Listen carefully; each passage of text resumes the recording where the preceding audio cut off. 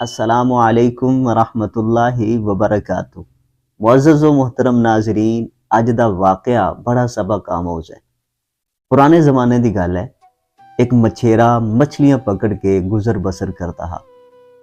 कनात और तवक्कुल दा ये आलम आ कि जदों तक पहली मछली ख़त्म ना हो जाती, वो होर मछली पकड़न वास्ते ना जाता। एक दफ़ा ऐसा होया कि एक मछली पकड़ के ले आया। उसकी बीवी ने जदों उस मछली का पेट चा किया तो उसदे विचों एक कीमती हीरा निकल आया। उसकी बीवी ने उस मछेरे को आवाज़ दी कि सरताज, आके वेखो ना कि मछली के पेट विचों एक की निकल आया। उस मछेरे ने जदों हीरा वेखा तो दंग रह गया। इतना खूबसूरत और इतना प्यारा हीरा।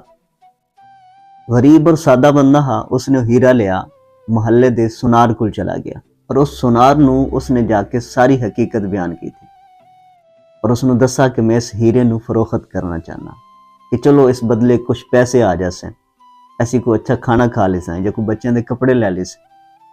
उस सुनार ने जो हीरा वेखा तो सुनार आखन लगा कि मियाँ ये हीरा बड़ा कीमती है, इसकी कीमत मैं अदा नहीं कर सकता। मैं अपनी दुकान ते की, अपना कारोबार, अपना घर भी बेच देवां, फिर भी इस हीरे की कीमत मैं अदा नहीं कर सकता। मछेरा आखन लगा कि क्यों मेरे नाल मजाक करदा। वो आखन लगा मजाक नहीं है, ये वाकई बड़ा कीमती हीरा है और बड़ा नायाब हीरा है।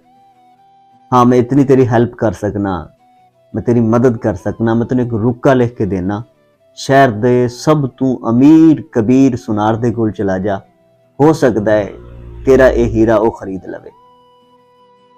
वो हीरा लैके उस सुनार कोल गया और उसनों जाके उसने हीरा पेश किया। सुनार भी ईमानदार हा। उसने जो हीरा वेखा तो आखन लगा कि नहीं मियाँ, इसकी कीमत मेरे कोल भी नहीं है। हाँ, इसकी कीमत अगर कोई बंदा इस वक्त दे सकता है तो वक्त का बादशाह दे सकता है। इस तो इलावा इस हीरे की कीमत कोई बंदा पेश नहीं कर सकता। वो बंदा किसी तरीके नाल बादशाह तक जा पहुंचा और बादशाह नूं उसने जाके वो हीरा विखाया। बादशाह ने जो हीरा वेखा उछल के खड़ा हो गया और आखन लगा कि इतना कीमती हीरा और वो भी तेरे को, मांग इस दे बदले की मंगना चाहना है। तो आखन लगा कि बादशाह सलामत, मैं गरीब बंदा, मैं की मांग सकना, अपनी मर्जी नाल ही कुछ अता कर दे। तो बादशाह ने आखा कि फिर इवें कर, मेरे खजाने चला जा और तेरे को 6 घंटिया की मोहलत है, ना इस तो कुछ घट होना है ना इस तो ज्यादा होना है। 6 घंटे तेरे को टाइम है और इन 6 घंटा दे विच जितना कुछ तू उठा सकना है ना उठा ले। खजाने विच पहुंचा। उसने जो वेखा खजाने दे विच खजाना ही खजाना हा। 3 हिस्से आए। एक हिस्से दे विच सोना, चांदी और कीमती जवाहरात आए। दूसरे हिस्से दे विच मखमली लिबास और चादर आईयां और तीसरे हिस्से दे विच बहुत ही पुरतपाक और बड़ा लजीज खाना हा। ऐसे ऐसे खाने आए कि जेडे उस बंदे ने कदे सोचे भी नहीं है। वो मछेरा जाके सोची पै गया कि मैं इब्तदा कित्थों करा, पहले खाना खा लवां, पहले बिस्तर उठावां, पहले सोना चांदी उठावां। फिर वो दिल च ख्याल आया कि मैं सब तो पहले खाना खा लेना कि चलो जिसम दे कोई ताकत भी आ जासी। और खुशबू ऐसी आई कि उसनों पागल कर रही है खाने की। और गरीब आदमी जिसने पहले ऐसी खुशबू ही नहीं सूंघी, खाने तो दूर की गल है, तो वो सब तो पहले खाने ते लपका और उसने जी भर के खाना खाता। जदों पेट भर के खाना खा लिया तसल्ली दे नाल, तो वापस आया और मखमली कंबल, रजाइयां, बिस्तरे और चादर वगैरह उसने जो हाथ नाल टो के मस करके टच करके वेखियां, फिर दिल च ख्याल पैदा होया कि कितने नरम, कितने गुदाज बिस्तर हैं।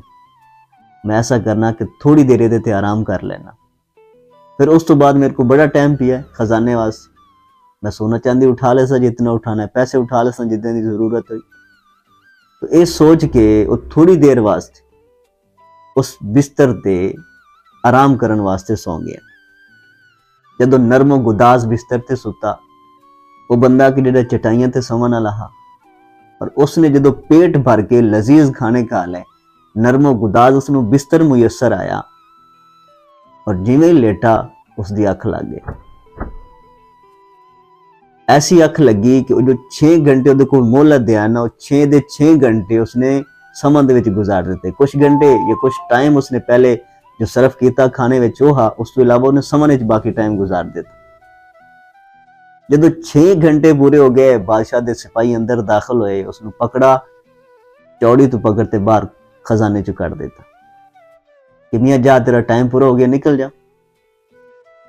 वो बंदा चीखा चिल्लाया कि मियाँ मेरा बड़ा टाइम बनांदा है। उन्हें जी 6 घंटे तेरे पूरे हो गए, ना इस तो तेन ज्यादा टाइम दिता गया हा, ना इस तो कम दिता गया, लिहाजा हुण तू कोई चीज नहीं उठा सकता। बंदा बड़ा रोया, लगा कि मैंने सिर्फ 2 मिनट दे दो, सिर्फ 2 मिनट। ना जी 1 मिनट 1 सेकंड भी नहीं मिल सकता, तू 2 मिनट की गल करना। बादशाह दे हुजूर पेश किया गया, बादशाह दे सामने जाके गिड़गिड़ाया, रुन्ना पिटा। बादशाह को लगा कि मियाँ तेनों मोहलत दी गई 6 घंटे की, 1 घंटा नहीं, 2 घंटे नहीं, 5 घंटे नहीं, 6 घंटे तेरे को मोहलत है।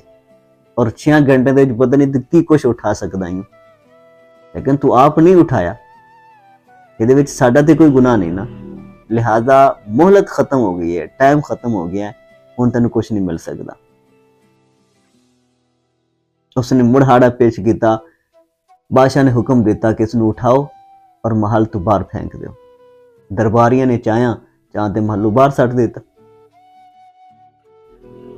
कहानी खत्म हो गई है, वाकया खत्म हो गया है, लेकिन इत्थों साडे वास्ते हुण अगे एक सबक हासिल होंदा है सानू कि असी जो लोग हैं ना, सानू भी एक महदूद मोहलत मिली हुई है इस दुनिया ते रह के।